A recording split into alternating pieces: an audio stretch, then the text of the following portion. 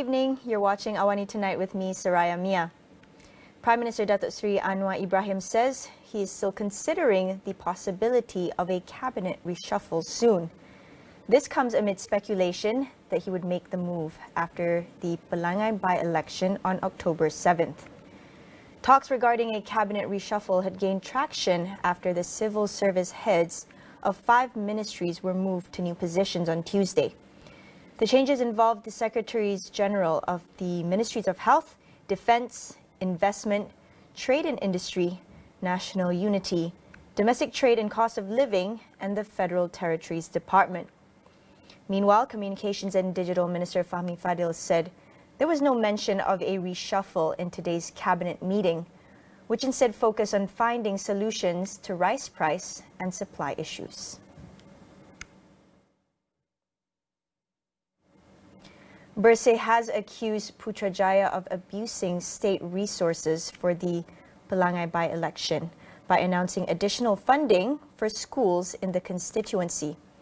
In a statement, the electoral watchdog said this was a form of undue influence by the federal government during an election period.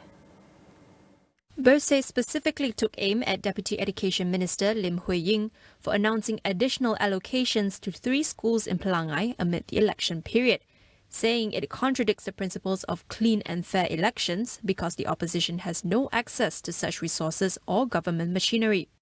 It said the announcement would not have violated the principle if additional allocations were given to all vernacular schools throughout Pahang and not only schools in Pelangai. Last week, Lim announced additional funding totaling 110,000 ringgit to 3 schools, SJKC Mancis, SJKC Telemong and SJKT Ladang Renjau. The Kuala Lumpur High Court has dismissed Datuk Seri Najib Razak's bid to set aside the mariva injunction, restraining him from dissipating his assets linked to 1MDB and its subsidiaries. Judge Justice Atan Mustafa Yusof Ahmad ruled that the injunction should be retained until 1MDB's main trial concludes. In February last year, the court granted an ex-party application for a mariva injunction by 1MDB and Global Diversified Investment Company Limited, both defendants in the suit against Najib and several others. According to the order of injunction, Najib must not reduce or dispose the value of his assets, totaled at $681 million. The court, however, allowed him to withdraw a maximum 100,000 ringgit per month for daily expenses and legal fees. Should he require excess funds, he must obtain written permission from the lawyers of 1MDB and Global Diversified. The former Pekan MP is currently serving a 12-year jail sentence after the federal court affirmed his guilty verdict in his SRC international case. The LRT Ampang and Sri Petaling lines will only resume normal operations from February 2024. Rapid Rail says it expects that Phase 2 of upgrading works involving the structures near the Bandaraya station will be completed by then. It was earlier reported that normal operations would resume in October this year. However, Rapid Rail said the extension was made as it detected damages in nearby viaducts apart from the initial damage to Viaduct 163, which require comprehensive repairs. The expected completion would also be subject to analysis and approval by the relevant authorities.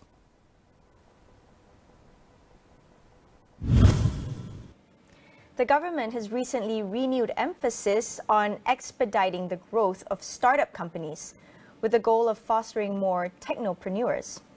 While the initiative garnered praise, SAMENTA President William Ng underscores the significance of broadening the scope of support to encompass SMEs that, while not classified as startups, hold the potential for substantial growth and impact. While we have no objection to, of course, the government giving funds or incentives to startups in general, we are saying that it would be actually more meaningful and probably more effective if the same fund can be redirected to helping SMEs that are high growth and high impact to actually grow. There's nothing to stop SMEs that are successful today to become the next unicorn.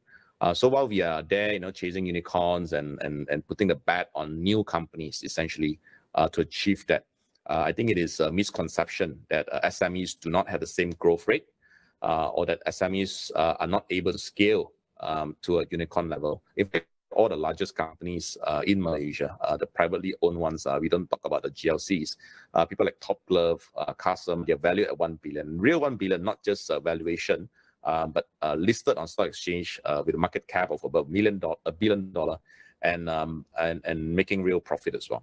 William also shared some of the immediate challenges Malaysian SMEs face, such as the talent crunch problem. I think today the immediate challenge is really the talent crunch that is affecting every sector. And you're not even talking about the foreign workers, but every SME that we speak to is saying that they can't even get enough workers and the right workers locally, not foreign workers.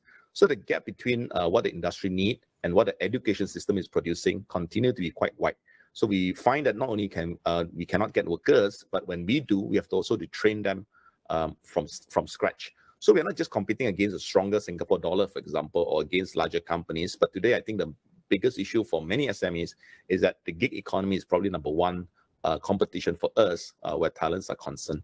The other immediate problem, of course, is the issue of rising costs. So a lot of consumers say, costs are rising. But this problem is not just limited to consumers. I think most SMEs are operating on a very tight margin compared to larger firms. And I think while the cost of raw materials and logistics have now stabilized compared to a year ago, we're now seeing a rapid rise in rental, for example, and salaries, for example. And these are all affecting our SMEs. SMEs need to have the right capacity building programs to ensure that they can better integrate into the global supply chain. Ahead of Budget 2024, Datuk William Ng outlines some of the measures needed to better support SMEs to achieve this goal. I think one of the things we really want to do moving forward is to encourage the government to transition SME assistance from direct grant, free money, to changing it to matching grant, low interest loans, and of course financing guarantee, so that to ensure that this assistance can reach as many SMEs as possible and to eliminate the scenario of grantpreneurs. That means entrepreneurs or SMEs that are formed just for the purpose of getting free money from the government. So that has to change. No more free money. It should not be direct grant. It should be matching grant for a very specific purpose. I think that is what we hope the government can transition towards. The other thing that we should do is, of course, to enforce registration of all businesses with SSM, with Matre, with SME Corp, so that with this data, we can ensure that the assistance can be disbursed to suitable people instead of a middleman and so on.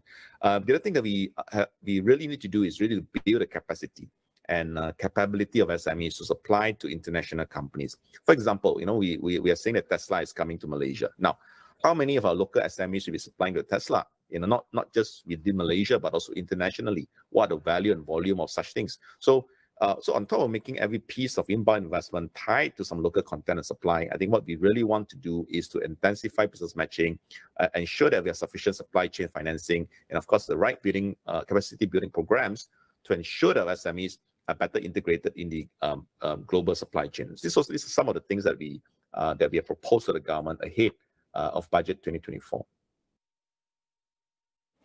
We'll take a quick break. Don't go anywhere.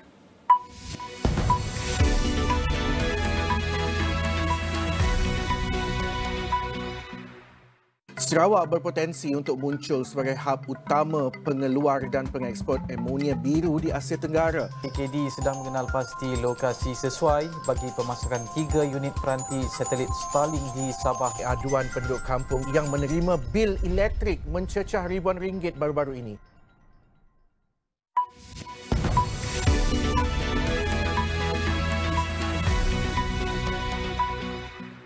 Welcome back.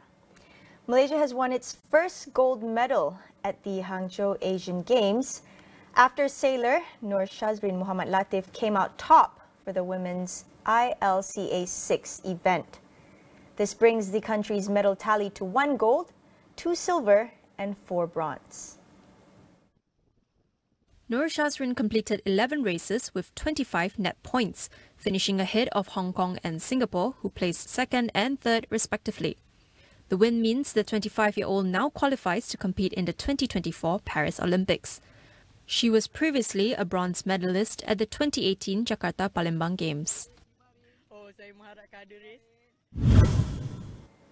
On the global front, at least 100 people have died and 150 others injured after a fire broke out at a wedding in northern Iraq. Authorities clambered over the charred remains of the building in Iraq's Nineveh province for survivors, as the death toll is expected to rise. Eyewitnesses said hundreds of people were there celebrating when the building caught fire at around 10:45 a.m. local time. The cause of the blaze is not yet known, but early reports say it broke out after fireworks were lit. Flammable panels in the venue may also have fueled the flames. Iraqi officials say many of the injured are in unstable condition, and the critically injured were taken to specialist hospitals.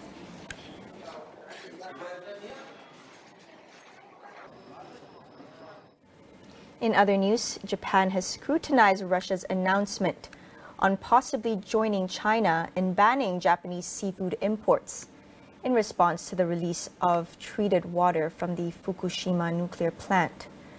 Amid strong criticism, Japan maintains the water is safe and that claims from Russia and China were unsupported by scientific evidence. Russia's Federal Service for Veterinary and Phytosanitary Supervision said the final decision will be made after negotiations with Japan. According to the federal body, Russia has imported 118 tons of Japanese seafood so far this year. Japan started releasing the water from the plant into the ocean last month, in which China responded with a blanket ban on all aquatic imports from Japan.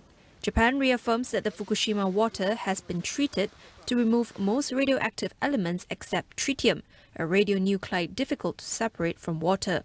In its latest water testing on September 19th, the Environment Ministry has confirmed tritium concentrations were below the lower limit of detection at all 11 sampling points and would have no adverse impact on human health and the environment.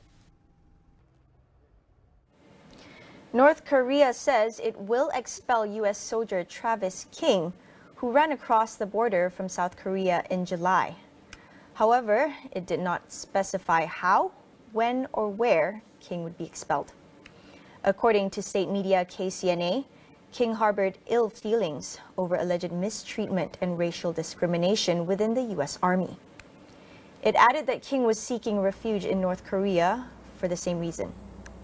King, who was in custody in South Korea, was due to be sent back to the U.S. for disciplinary action when he fled the airport. He later joined a guided tour at the demilitarized zone between the two countries, where he crossed into the north.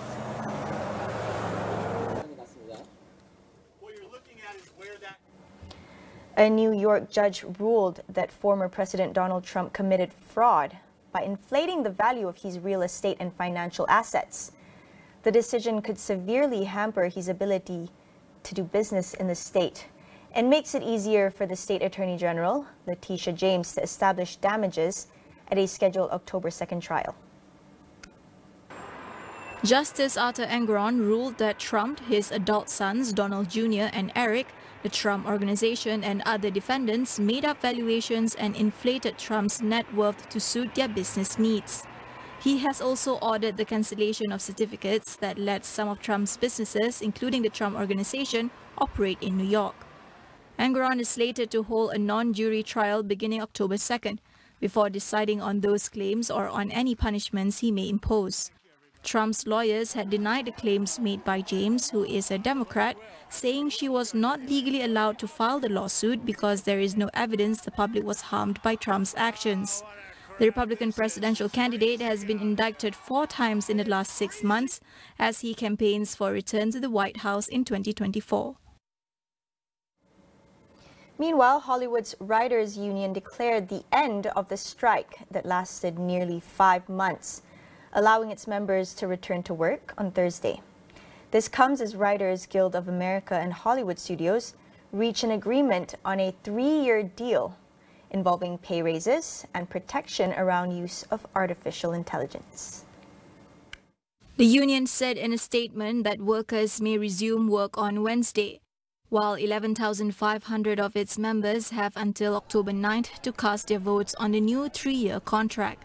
The estimated value of the deal of around $233 million per year includes pay rises over the 3-year period, increased health and pension contributions, and AI safeguards. Film and television writers walked off their job in May, bringing productions to a halt for months. With the new deal, late-night and daytime televisions are expected to return to air quickly, but most TV and film productions would still be on hold as the actors' strike is still underway. That report ends AWANI tonight. Thank you for tuning in. I'm Saraya Mia, and we'll see you again